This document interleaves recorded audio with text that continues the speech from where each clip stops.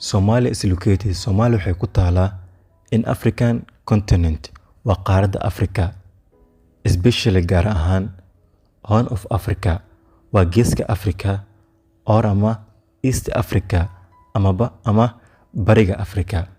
The population waa shacabka is about waa ku dhawaad. Assalaamu calaykum waraxmatullaahi wabarakaatuh. Waa buugani labaad English Intermediate Book 2.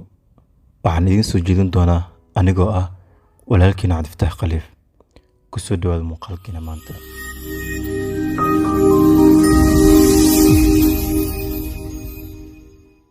Information about Somalia. waa warbixin ku saabsan Soomaaliya.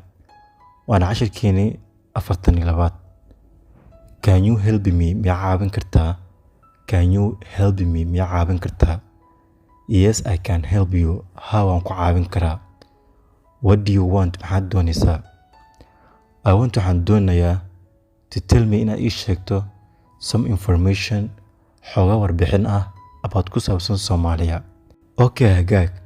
Somalia is located. Somalia waxay ku taalaa in African continent waa qaaradda Afrika, especially gaar ahaan Horn of Africa waa geeska Afrika, or ama East Africa ama bariga Afrika. The population waa shacabka is about waa ku dhawaad 12 billion waa 12 oo billion ah.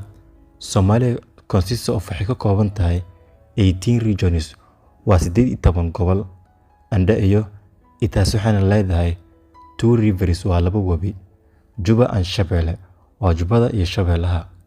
The capital city caasimadda weyn is Muqdisho waa Muqdisho. The religion is Islam, diinteenana waa Islaam.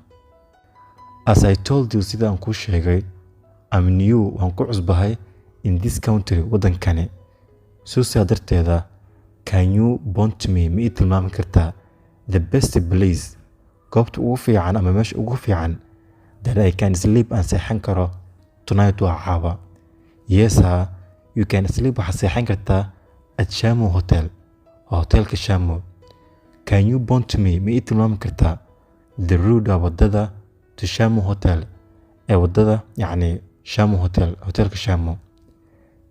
Yes, follow waxaad raacdaa this asphalt waa laamigani.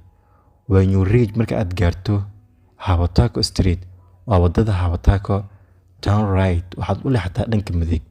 You will see it, waad arki doontaa. Thank you very much. aad u mahadsan tahay. Don't mention it to someone, qofna ha u sheegin.